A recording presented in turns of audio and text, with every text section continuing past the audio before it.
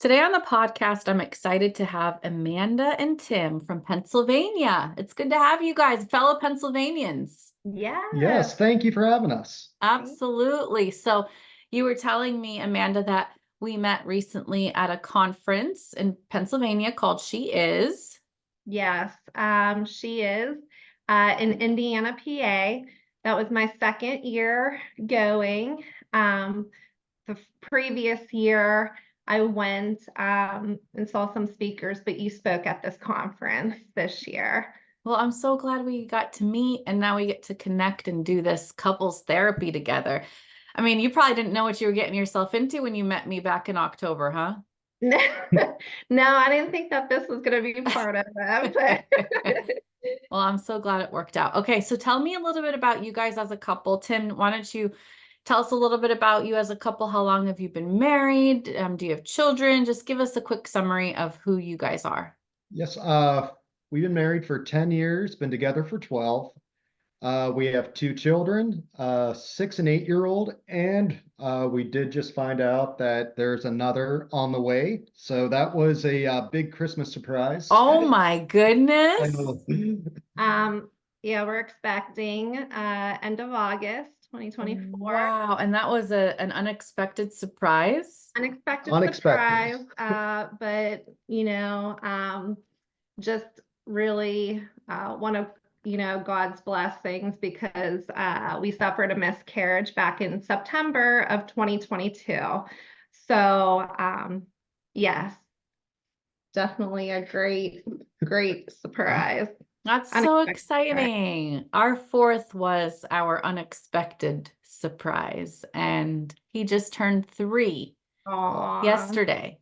And I was just thinking, oh, thank you. I was just thinking, I can't believe if it was up to us, we wouldn't have had him. Yeah. Right. So God truly knows best and can lead and direct our paths. So I'm thankful to hear that you guys are allowing him to. That's so exciting. Yeah.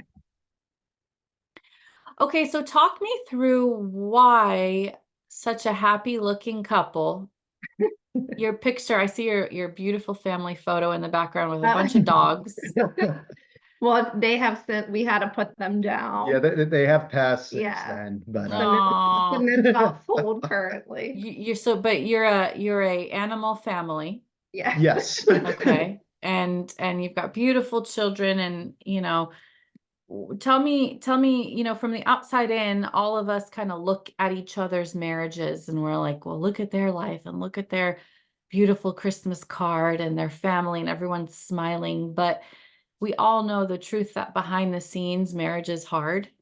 Mm-hmm. And we're two individuals who are working towards healing, dealing with baggage, dealing with trauma, trying to be the best that we can be, but truly relationships are a mirror to the worst parts of us.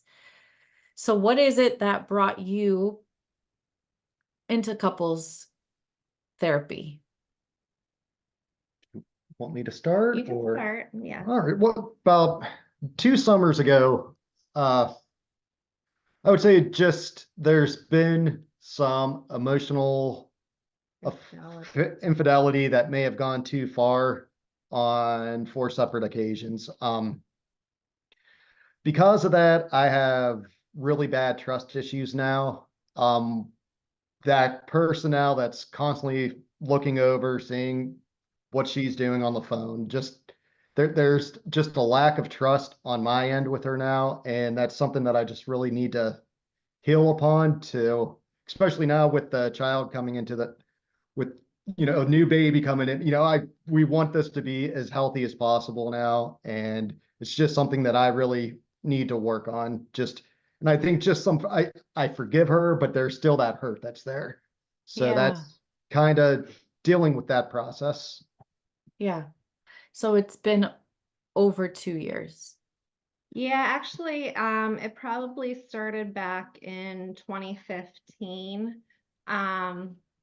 after I had my first daughter, and I was hospitalized with postpartum depression, anxiety, and partial psychosis. And Wow. yeah, really big, ordeal. That Which, is a very big ordeal. I mean, yeah, postpartum depression and anxiety are common. yeah, For it to get to postpartum psychosis, very as a lower percentage of women go through that, although it's probably much more common than we realize. So it got to a point where you had to be hospitalized. yes. And she was 6 months old at the time. Oh, wow. So That's yeah, important to note. I think yeah, some people think that, oh, it's been 8 weeks. What's going on? This must be something else. But yeah, the postpartum fog, yeah. upheaval can last even beyond the first year. So, Oh, okay, so that was going on for you then. yes. So when I was hospitalized, it was a co-ed behavioral health unit at a local hospital. And an incident happened there, just some flirting between a guy and myself. And that kind of is what it started, this emotional infidelity. And then picked up, you know, a couple years ago. When So, you say started, do yeah. you mean it started like something inside of you of like, this feels good? Yes. Yeah. Okay. And then how long did that, after that first incident in 2015, was that like a very brief situation or did that Yeah. last long? It was a brief It situation. was brief. What ended up happening, she was in the ward with him. She asked me, ended up being in there, I believe it was 10 10 days. days. She asked me, and what was funny, she was so honest with me while she was in there. And she asked me if she would be able to hang out with this person outside once, because he had a kid also. And, I thought it was strange. And I called up the nurses station, the triage or whatever it is. Started talking to them and just asked, is this something common? I don't know where this is going. And then we started talking, and I told her that the nurses told me that that isn't recommended, and she kind of had a little bit of a meltdown. And I asked her, I'm like, "Do you have feelings for this guy?" And she said, "Yeah." And at that was a point where it stopped right there. Like once we got to that point, and I did talk to the psychologist on the floor, because I was pretty upset about everything. I didn't know how, being under the hospital's care, how this could have happened. And so I'd say that was the first initial, Happening. yeah, the emotional. Now, in your defense, you were in the middle of postpartum depression, anxiety, and psychosis, right? Probably navigating different medications and all kinds of Yeah. different things. And so we could say that in that first incident, you weren't functioning at your best. Your Right. brain wasn't functioning the way it properly would. Your judgment was probably impaired, as it is when you're struggling with depression, anxiety, and psychosis, right? Mhm. But nonetheless, it awakened something inside of you that felt good. Mhm. Like, oh, this feels good. And then maybe that is what you carried with you into the future, right? I would think so. Yeah, because there was a break between that and then the past couple years. But there's been times that I've reached out to ex-boyfriends, um, through messaging on social media, Facebook, which that was the only social media outlet that I used. But I'm currently on a break from that, and I've been on a break from that since the end of July. That was one of uh, we talked about some things that he wanted me to do, and that was one of them. We made boundaries. Boundaries, yeah. And the other one was also to have a neuropsych eval completed, and I have since gotten that completed. And yeah, and I was dealing with some medical issues recently. I just had parathyroid surgery for hyperparathyroidism. So, so I don't know if, the results, because the neuropsych eval was before the surgery. So, but I have 3 additional diagnoses now. So, As a result of the evaluation. as a result of the evaluation. So, and now navigating that on top of finding a new medication management. Sure. And So what did this neuropsych eval, what did that show? What did you end up being diagnosed with? so I ended up being diagnosed with OCD, ADHD, and then unspecified bipolar disorder. Okay. Okay, so now you're trying to navigate what do you do with all of that and how do you Yeah. handle it? And but to be honest with you, with that type of a history, and all of the postpartum issues and then some of the erratic behavior with affairs, it was really wise to get a psychological evaluation. If I'm seeing a couple with a history of multiple repetitive unhealthy behaviors, and especially when you've got these emotional ups and downs kind of cycled in there as well, that would be the next recommended step. Now, not everybody likes that. I get a lot of pushback. Well, why do you think I need that? And what does that say about me? And, I've had people say, well, I'm just in love or this or that. But really there's something else underneath that's motivating the engine. And they're not even aware that there might be bipolar underneath the surface, or ADHD or OCD or depression, anxiety, and all of these things impact your behaviors. So it's really important that you got yourself evaluated and you're working to get on the proper medications. Yes.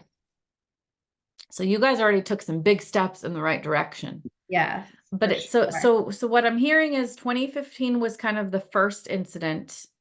And again, it's not surprising that it kind of lines up with all of the underlying psychological issues that were going on underneath the surface. And then if we say that there's some psychological issues that have continued in different forms, it's not surprising that you've had some of these issues resurface in different seasons now that you're trying to figure out what exactly is going on. So 2015 was the first incident. Tell me the history of patterns of infidelity since then. I would say from 2015 to 2022, there was a stop, there was a break. We were able to get healed up, but so a 7-year break. Yes. Yeah. And then everything started again in 2022. And the one thing I would say about Amanda, she's always honest with me. She always tells me like what's going on. And we're at a level that I can look at her and it's almost like I can read her too. And I know it's almost, I can see like when the episodes come almost like I can just see it on her face. And I could tell something was off in our relationship. So I asked her what was going on. And it first came as thoughts. Yeah. And when I found out about the thoughts, that was probably March of 2022. The thoughts moved in then to her reaching out and texting an ex and another person. And that, when I confronted her, I was very hurt by everything. You confronted her. Did she not tell you about that? No, I ended up finding it. We were watching TV and she was on her phone. And I asked her what she was doing. And then I grabbed her phone and I saw it was like an ex-boyfriend that she was talking to. And then I found this other person that she was reaching out to. And I'd say that was probably in July. So March is when she told me about the thoughts. July was when I found the acting out on it of 2022. Seemed like everything calmed down. When you say acting out, what do you mean by that? But reaching out to these men, just messaging them, flirting, Okay. and flirtatious messages. Has that been the extent of it? Up until June, Mm-hmm. I took our kids to Sesame Land, and Amanda stayed back to basically just get some work done. She had a lot of stuff that she had to get, deadlines that she had to meet for work. She had too much to drink one night and she did invite somebody over. I found out because the story wasn't adding up and I kept asking questions when we came back. And when I did find out, I actually did leave. I left for several days. And now it's just with me, it's my head dealing because that's when I told her we need the psych evaluation, that we need This was June of what year? this past year, 2023. 2023. And that, okay, so June 23 was when you had this incident, which was probably the most escalated of the incidents. Yeah. And so you had someone over. Was there a physical contact?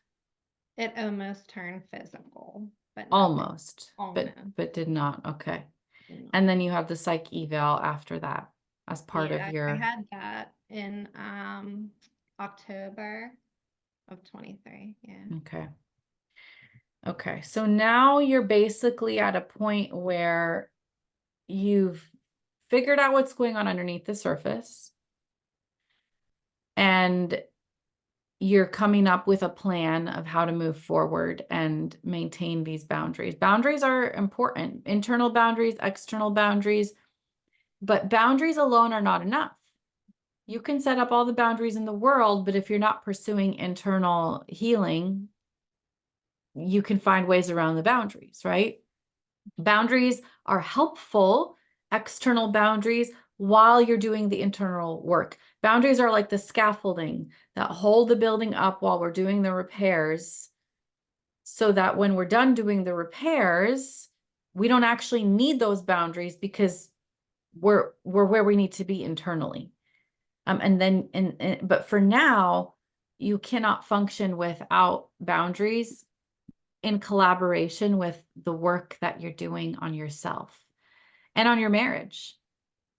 So this is good. You know, what's tricky about these type of situations is you're really working with three things. You're working with your health, Amanda, Mhm. your health, Tim, and then the health of your marriage. Mhm. Yeah.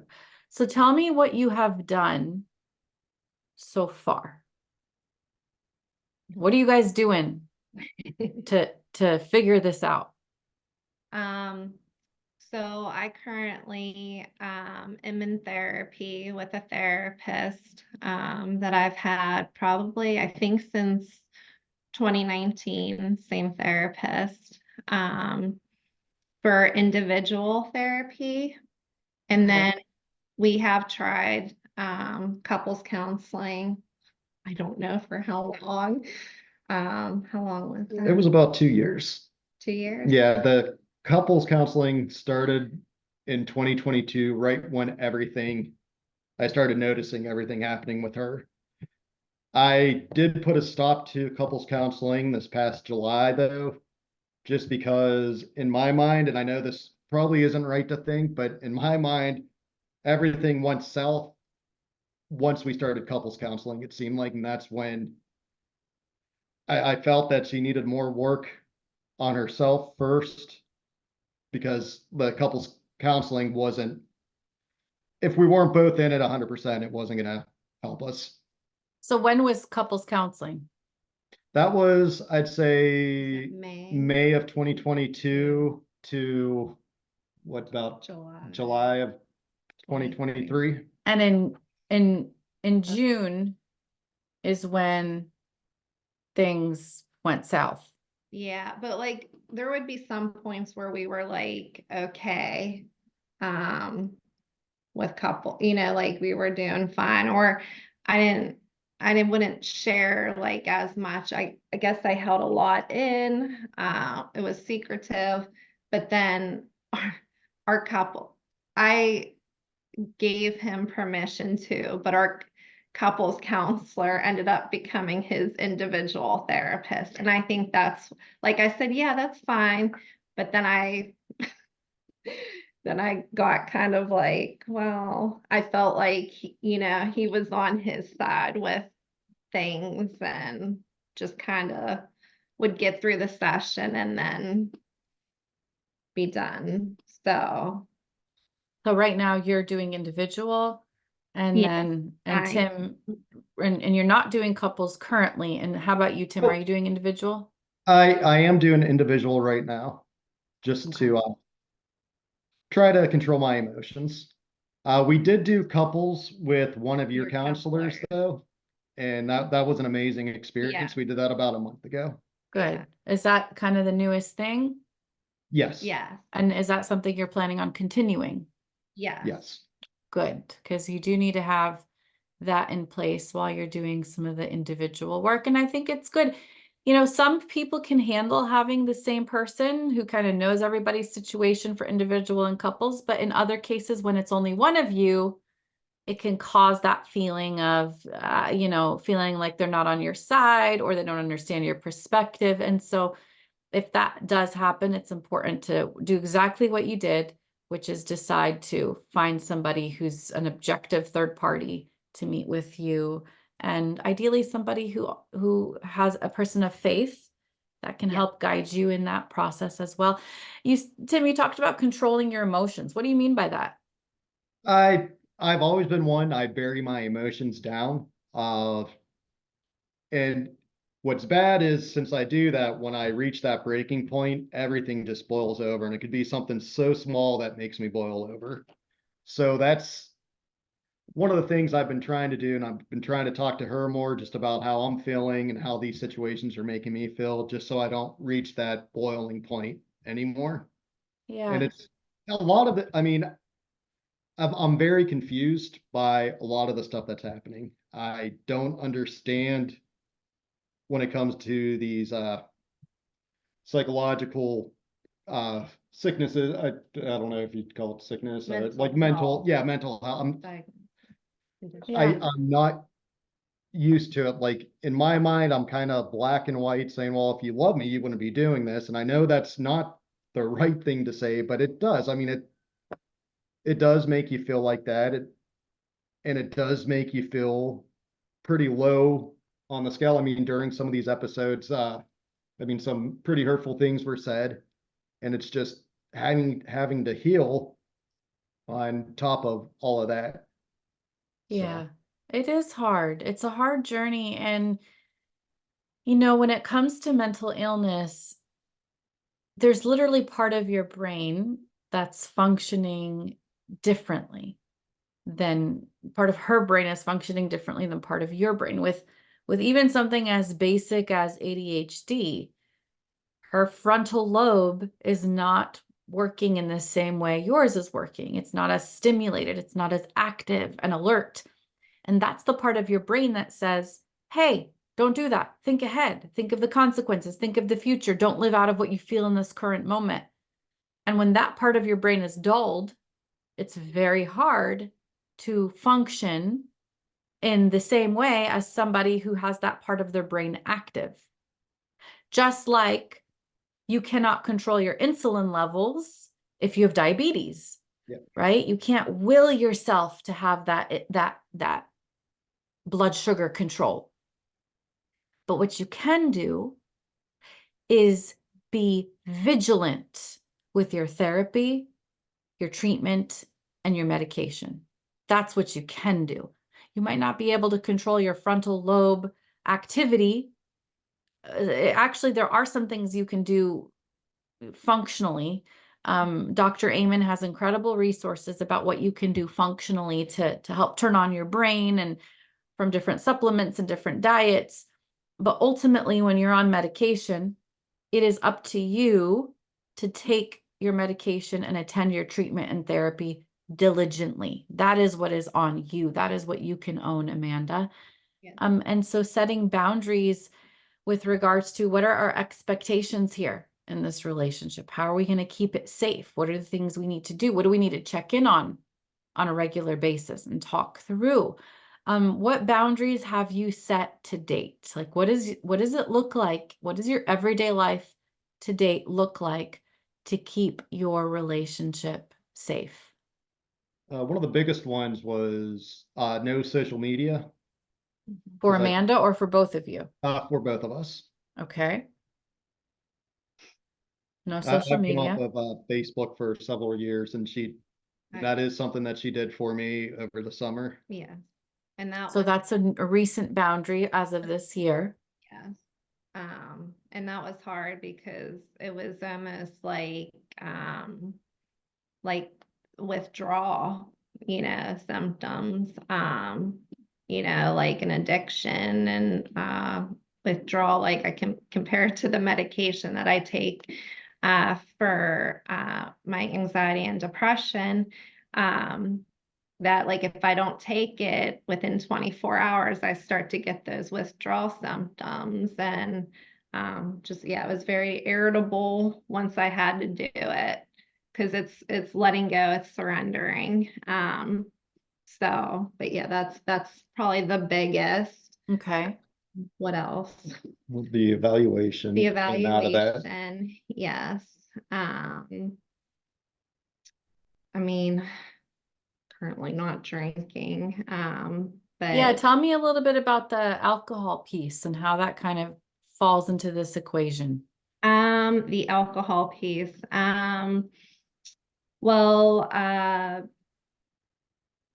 before becoming currently pregnant, I would consider myself a social drinker. And then also a binge drinker on, just maybe for escaping or numbing my feelings. Growing up, I had kind of a pretty party lifestyle from college on. So, but yeah. Let me, my guess is there's some sort of a trauma history in your background. Yes, there's some trauma that I've been through, that I think we've both been through. Yeah, a lot. I mean, it's hard to say, like, I don't know. I can only explain it as that I've been through a lot of different situations and circumstances. I'm like that cat with 9 lives. Like I probably should not be here today, if it came down to it. I'm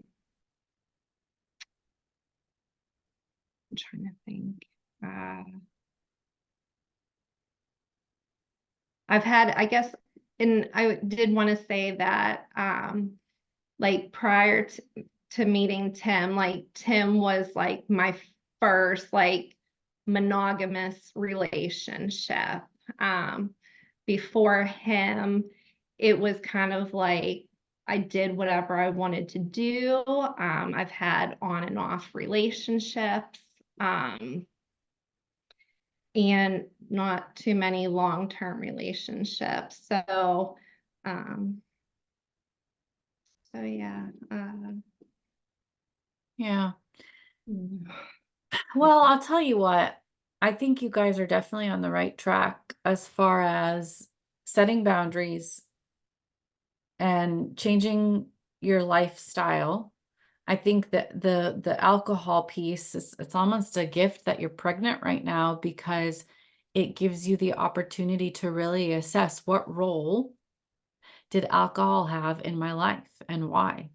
And what is it adding to this marriage or taking away from this marriage? I mean, when you already have brain inhibition in some way, shape, or form, and then for those who don't have brain inhibition, it's like alcohol is a depressant that gives you one more thing to add to that pot, one more aspect of inhibition that you probably don't need. And so it's really figuring out, what is the role of alcohol? Why do I need it?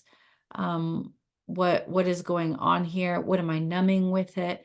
And taking the next few months to really take inventory of what that's going to look like in both of your lives as you move forward. I've seen a lot of couples struggling with infidelity, and I would say the majority of the cases, there's some sort of alcohol involved. Some sort of alcohol, because it's an inhibition. It's like all of a sudden I'm uninhibited. Yes. Where I would have been inhibited before, now I'm uninhibited. I'm just going to kind of do things that I normally would have higher judgment. So all of these things are important for you to assess. It's like you're going into the next level of healing, and the next level of healing is going to require more boundaries, but it also gives you more freedom. When you have more boundaries, more protection, and things feel safer, in the end, you actually have more freedom in the relationship.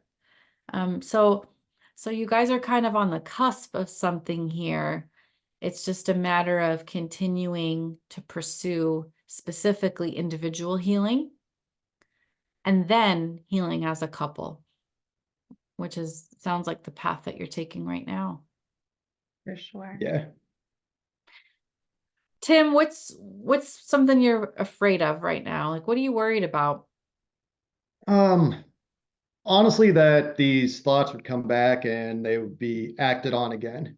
I mean, that hurt me so much that it was like 1 hour of, it was like 1 hour of pleasure, and she was willing to do that to throw away the whole marriage, and it's justifying that in my head.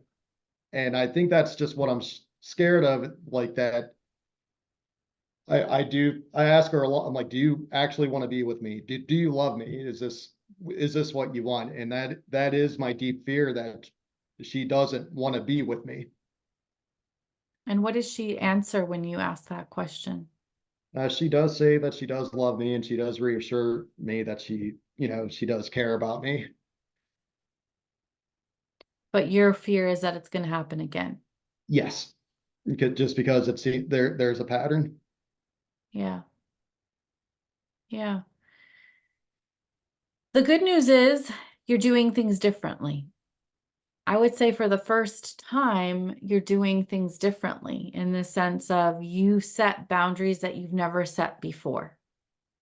You decided you were going to do things differently this time, Tim, to interrupt the pattern, rather than just, okay, let's move on and hope this doesn't happen again. Okay, let's move on and hope this doesn't happen again. Okay, let's move on and hope this doesn't happen again. There comes a point where you have to stop hoping and start doing things differently.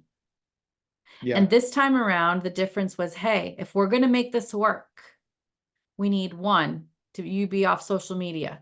2, a psychological evaluation, right?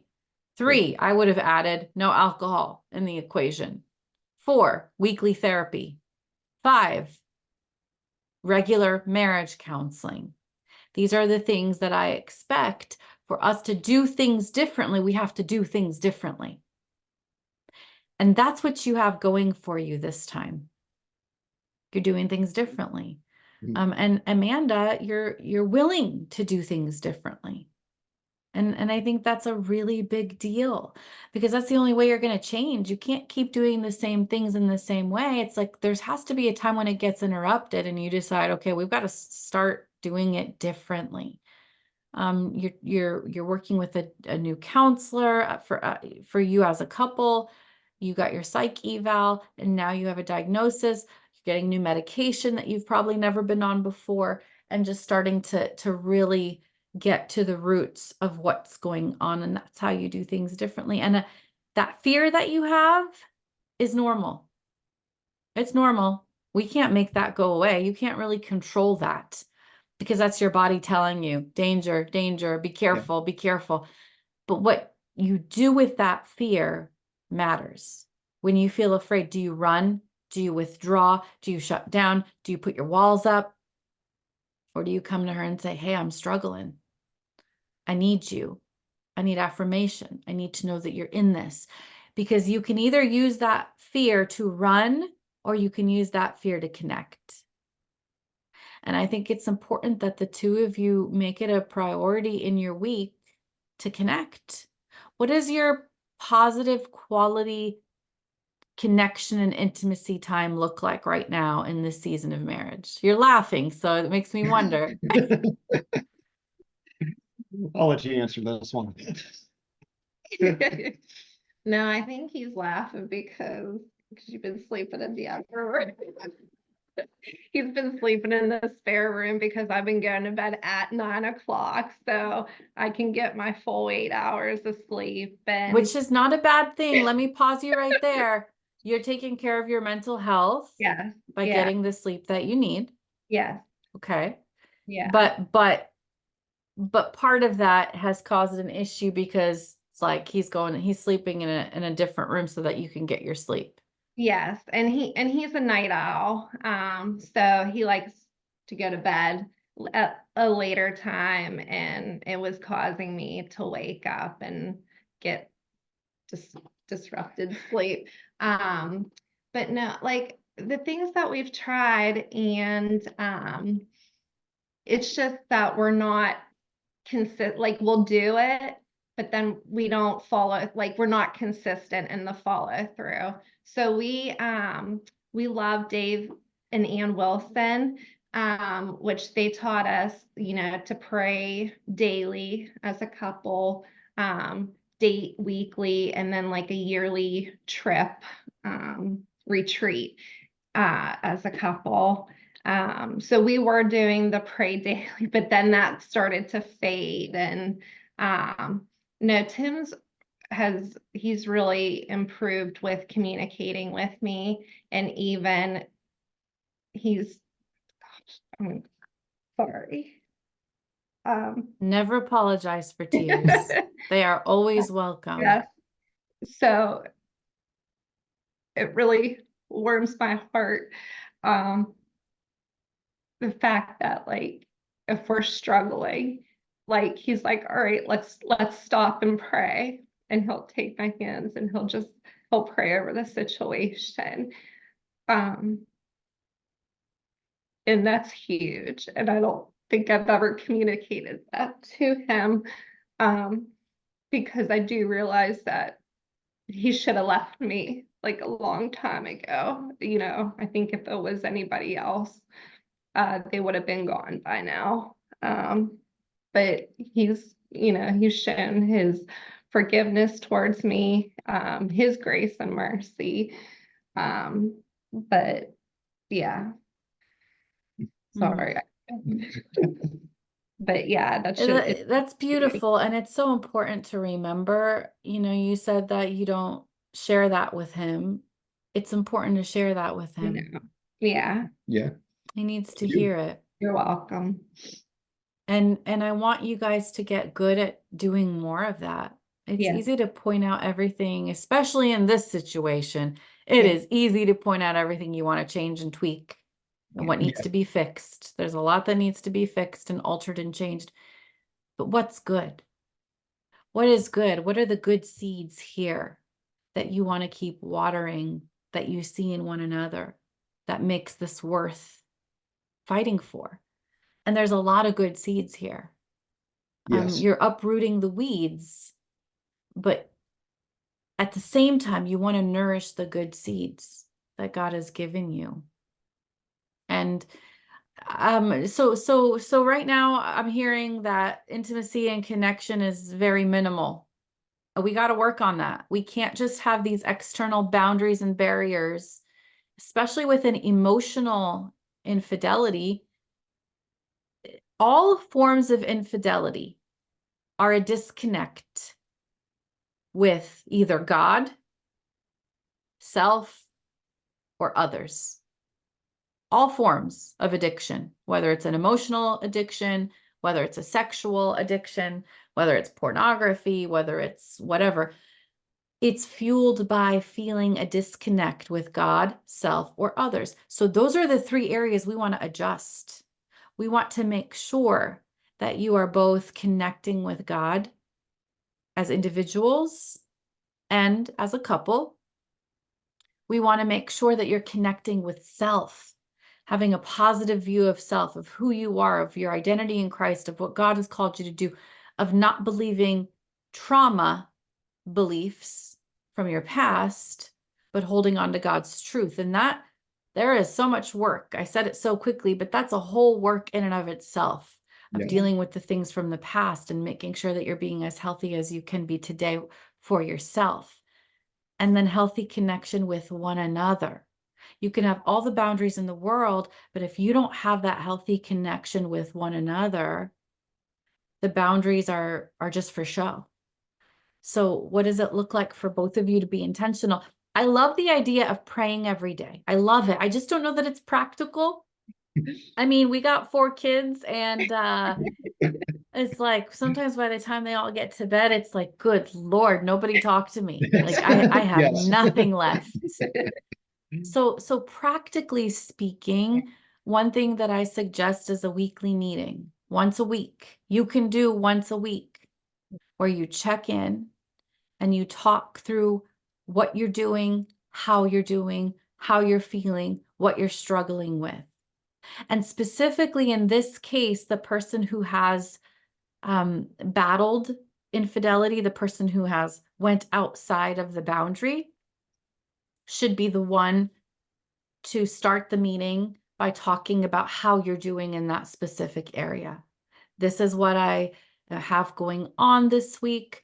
I just suggested this in another couples session, but I'm going to suggest it to you all as well, to have a list of red, green, yellow things that you talk through when it comes to your emotional interactions with the opposite sex. And it sounds like right now there's nothing, but what do you consider the green zone? This is, I said hello to the neighbor and he's a man, right? That would be the green zone, right? Well, what's in the yellow zone? Those are interactions that are a little bit more like in the gray area. Maybe a text that was a little flirtatious, for example. And you look at it and you're like, yeah, that could have been misinterpreted. And we're going to put that in the yellow zone. What's in the red zone of things that are grossly inappropriate? Like that was definitely crossing a line. And I think it's important for you to look back at the different scenarios that you've been through and talk about, well, what were green zones, yellow zones, red zones? And then in your weekly check-ins, Amanda, you lead the way by saying, hey, I was in the yellow zone this week and I need to talk to you about it. Tim shouldn't have to dig or ask a million questions to figure it out. Part of your check-in is you just to be honest. Or maybe your answer is, hey, I was in the green zone this week and we're good and everything went really well and I don't have anything to report and I honored you this week and we're on the right path, right? Or, hey, I was in the red zone this week and I need to talk to you about something. But that needs to come from you. And the longer you go being able to stay in healthy zones, the less fear you're going to start to feel, Tim, the more distance you're going to create from these hardships that you have been through, the more you uphold your boundaries, going to your appointments, taking your medications, checking in with each other weekly, staying off of social media, finding healthy activities to do together. So the weekly check-in is going to be a big part of this, but not just the weekly check-in. I also want you to make time for some fun. If your weekly check-in is your work night, like you're building intimacy, you're talking about hard things, you're sharing your feelings, you're talking about what God is teaching you, you're praying together. What are you doing just for fun? Just to go on a walk, go grab a coffee, go on a date. You know, what are you guys doing in your calendar to have fun together? sometimes we get so fixated on the problems in our relationship that we forget to kind of enjoy the good. And it sounds like you've just kind of come out of a hard season. All the more reason why you need to make time for the good, to remember what it is you're fighting for. What are some ways you can do that? We probably just as we would schedule the weekly talks, schedule weekly time just for fun. So like Friday night at 7 o'clock, just do that hour, just set that time apart, saying we're not doing anything else except for that. And that way we would have it scheduled. We wouldn't have any excuses if we weren't. If something were to come up, we can't plan anything during that time or. Like all at the same time. Yeah, well, I'm for like just for our like fun, Oh, our fun. Yeah. Like we like to go out to eat together, go to different restaurants. I know that back in the day, can't remember the name of the book, but they had some ideas like, and we have it, but like doing a Nerf gun battle, just like Fun stuff. yeah, like, they're coming home for the day, like as they're walking in the door, you're, getting them with the Nerf gun and just to play around like that. And you do want to get creative because it doesn't always have to be going out, yeah, yeah, right? right. Just the other day, my husband and I decided to go just take a walk around the block. We Yeah. left the kids at home and Yeah. said, hey, we're going for a walk around the block just to have some time together and talk and decompress. So it's a matter of just finding and prioritizing that time together. Also, with you sleeping in different rooms, we're going to have to figure this out because you're going to have to schedule your intimacy as well. You're going to have to schedule times when maybe there's a night or two of the week that you decide you're not going to have the most amazing sleep, but you're going to be Yeah. and Well, I did sleep in the room last night. I did, That was yeah. nice. I did invite him back in. I was invited him back in. back. You can come back. And okay, so something as basic as that, but did you feel more connected in the morning? I did. Yeah, and he needed that because it's been a few weeks. It's been probably since around Christmas since we time, found out. New Year's, because So when since you we- say you invited him in, are you talking about sex or just sleep? Just sleeping. I tried, but Just sleeping. Oh, But super even the but nausea with the the baby. non-stop, yeah. but even him being in the same room with you and connecting made a difference, right? I know he needed that, and yeah, it did make a difference. So these are some things we're going to have to talk through. We can't just wing this. I think the problem is too many couples, we just kind of wing it. Let's just see how it goes. We don't really have a clear plan. But we plan everything else out so well, right? Like if you're on a team and you're trying to win games, you have a plan. You don't just show up to the games and wing it. And it's like, this is such an important part of our life, but we don't map it out. We don't plan it out. How are we actually going to succeed here? And so I want you guys to be able to plan how you're going to succeed and to stick to the plan and talk about it. And you're going to have to tweak it. And that's why these weekly check-ins are important, because sometimes you meet weekly and you realize we got to adjust this plan a little bit. Remember how we talked about Friday nights at 7 doing a date night? It's not working out. Fridays are getting busy. We've got to tweak the plan. The worst thing you can do is just like, whatever, this isn't working. We tried. Okay, let's figure out how to do this differently. And that's exactly what you guys have just done. We're going to start doing it differently. Each time we fail, we decide we got to do it differently, and we do it differently, and we try again. And that's why this is really important. So you're on the right track, and I want to make sure you stay on the right track. You're meeting with one of my counselors. I'm going to continue to check in. I believe I know who it's Lorinda, right? Are you meeting with Yes. Lorinda? Yeah. Phenomenal choice for anyone out there who is like, who do we meet with? Start with Lorinda. She's a great fit. You Highly recommend her. Highly recommend her. And I will connect with her, and we're going to make sure that we keep you guys on the right path. How often are you meeting right now to do marriage work with her? So far, we just had that initial appointment, a session. Well, We what's have your plan? Tell me your plan. Well, we're planning again in February, so Okay. So the for now, I would recommend at least monthly. okay. okay. At least monthly, have that in the calendar, to just make sure that you keep moving towards the right path. And even if you could squeeze in every other week for a little while, I always start with more and then space it out as time goes on. Once you start sinking into those new patterns, then you don't need to meet as frequently. Oftentimes in the beginning, there's a lot to address and a lot to bring up. And then as time passes, you can kind of space it out a little bit. But that's what I would recommend. And I'm really happy to hear about the boundaries that you've set into place. And I want to just affirm the work that you guys have done. You've done a lot of good work here. Thank you. And honestly, marriage is in sickness and in health.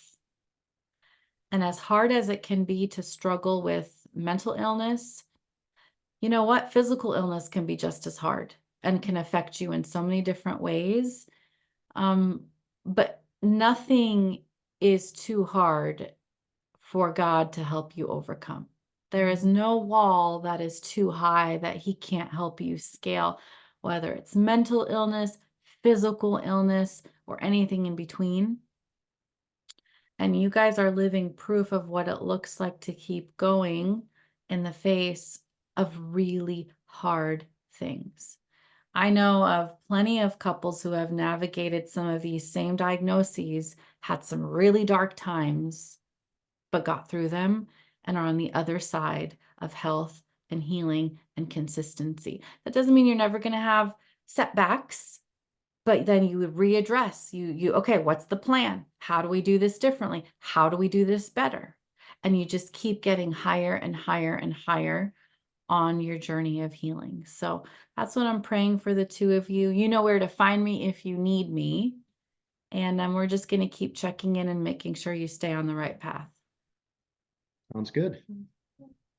Thank you guys so much for sharing your journey with us. Thank you for allowing us to share this. I think, we just want to be a light to other couples, and